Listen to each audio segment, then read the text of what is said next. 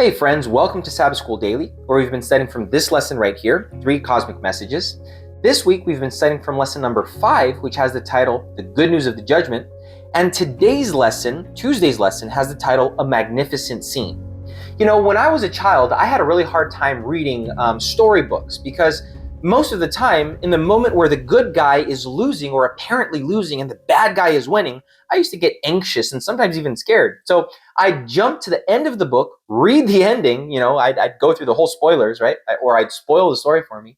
And then I was able to go back to where I was reading previously. And although the good guy was seemingly losing, I was encouraged. I didn't worry. I didn't have to worry because I knew that he won and that the bad guy lost. Friends, that's the purpose of prophecy in the Bible.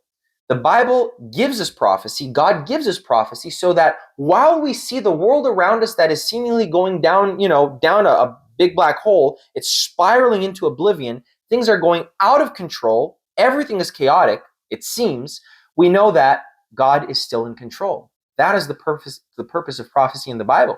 What we read in John chapter 14, verse 29 confirms that. That's Jesus talking to his disciples, and he says, "And now I have told you before it comes, that when it does come to pass, you may believe." So what Jesus is saying here is that, look, I'm telling you these things before they happen, so that when they happen, you don't have to be worried. You know that while things look bad, I'm still in control, that your faith may grow. That's the purpose of what Jesus is saying here. Friends, prophecy is here to reassure us. It wasn't given so that we could put on tinfoil hats and, kind of guess what's going to happen. The best way to study prophecy is with hindsight, looking back, seeing the wonderful things that God has done, and because of that, not needing to worry about the future. That is the best way to study prophecy. One example of that is the text that the lesson gives us of Daniel chapter 7, verse 9 through 14. Now, we're not really going to go through it. This is for you to read in your own study of the lesson. But in this text right here, in this scene, world history is vividly described, right? Here we find history being unveiled in detail. We find world powers rising and falling on the scene of action. We find a terrible monstrosity, an ominous, mysterious entity making haughty and blasphemous claims.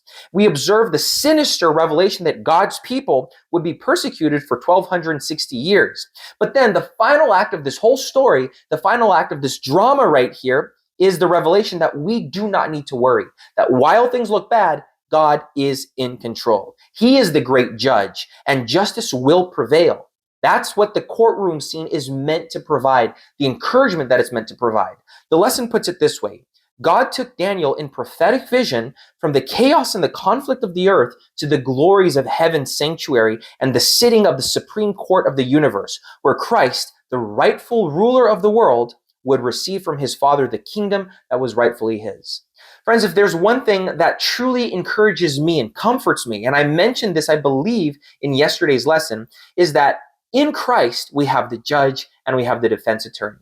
Right? The Bible tells us the Father has conceded judgment to the Son. So in God, we have both the judge and the defense attorney. So what more could we want? God is fighting for us. All we have to do is align ourselves to him. The only thing that we can provide, that we can give for our own salvation, is turning in to him our sin, of which we must let go.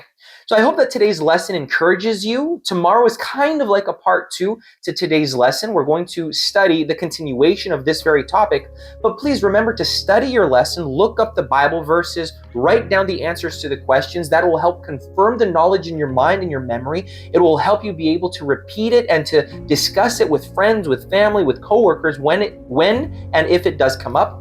I hope you also like, share, and subscribe to our videos. We release this once a day, and I hope to see you again here tomorrow for another study of Sabbath School Daily.